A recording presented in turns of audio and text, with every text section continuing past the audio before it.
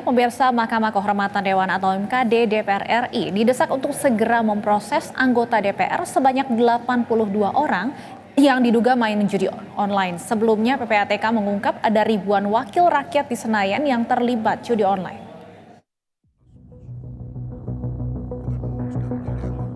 Virus judi online kini sudah merambah hingga ke wakil rakyat di Senayan. Wakil Ketua Komisi 3 DPR RI, Pangeran Khairul Saleh menyebutkan sebanyak 82 anggota Dewan di Tengarai terlibat judi online.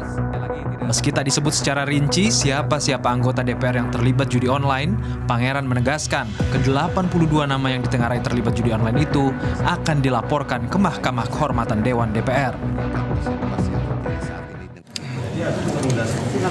Mungkin beberapa hari ini akan disampaikan siapa yang diduga itu kepada Komisi 3 maupun ke MKD.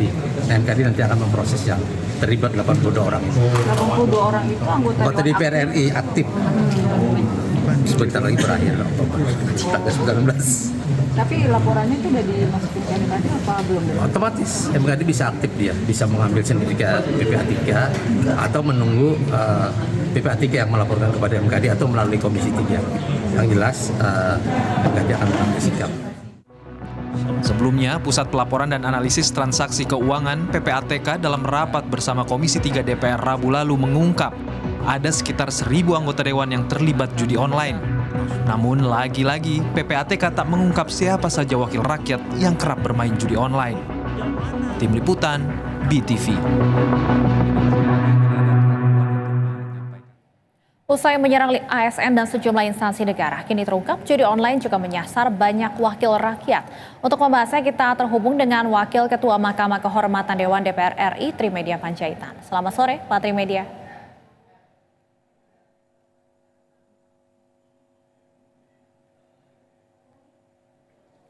Selamat sore, Pak Trimedia. Sudah bisa mendengar suara saya? Sudah. Selamat sore. Baik, Trimedia, jadi apa langkah dari MKD selanjutnya? Saya juga ingin konfirmasi betul ya untuk anggota DPR aktif yang terdeteksi main judi online sebanyak 82 orang.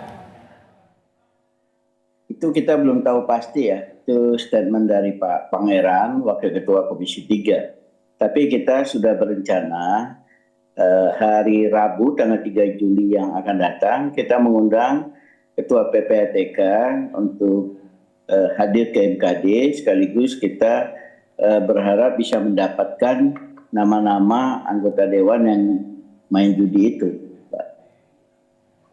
Rabu pekan depan ya akan memanggil PPATK. Ya. Baik, lantas setelah menerima data tersebut, apa yang akan dilakukan oleh MKD?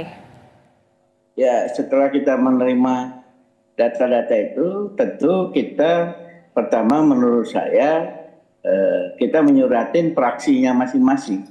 Kan ada 9 fraksi yang ada di DPR, kita sampaikan bahwa ini ada anggota fraksinya sekian orang yang diidentifikasi oleh PPATK ikut bermain judi online.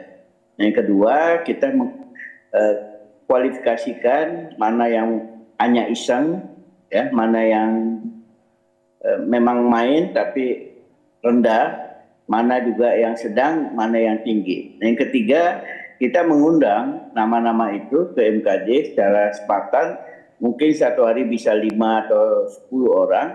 Setelah itu MKD akan memutuskan, saya kira, dari data-data itu.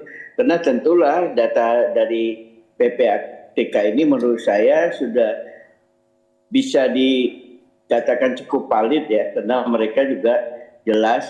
Tentu kami juga ingin mengetahui main judi online-nya juga seperti apa. Karena itu kami juga merasa perlu untuk mengundang PPATK minggu depan, Mbak. Apa sanksi terberat yang bisa diberikan, Pak Trimedia, jika memang sudah terkonfirmasi ada anggota DPR aktif yang bermain judi online? Apakah pemecatan? Di dalam aturan MKD, yang paling ringan adalah peringatan lisan. Dan yang paling berat adalah pemberhentian secara tidak hormat dari anggota Dewan. Seperti itu, Bang. Dan MKD sudah punya presiden periode yang lalu atau dua periode yang lalu waktu Badan Kehormatan sudah pernah memecat anggota DPR RI. Baik, jadi sanksi terberatnya bisa berupa pemecatan. Pak Trimedia, jika kemudian dari yang nantinya sudah terkonfirmasi ini ada yang ternyata akan melanjutkan menjadi wakil rakyat di periode selanjutnya, ini akan seperti apa, Pak Trimedia? Sebagaimana saya sampaikan tadi, bahwa itu kan kita sampaikan kepada praksi. Kemudian apakah itu juga akan ditindaklanjuti oleh penegak hukum? Ya, kita menyerahkan itu semuanya ke penegak hukum. Saya kira PPATK sesungguhnya mungkin sudah menerima data-data ini, sudah mengetahui data ini jauh sebelum Pileg 2024 kemarin. Hanya saja khawatir diduga untuk melakukan politisasi, PPATK baru menyampaikan sekarang, berbarengan dengan konsen dari pemerintah. Jadi hal seperti ini harus kita bereskan, dan ke depan bukan hanya anggota DPR RI menurut saya, tapi kepala daerah juga yang bermain judi online, termasuk penegak hukum, TNI, Polri, polisi, jaksa dan hakim juga harus diungkap, bukan hanya anggota DPR.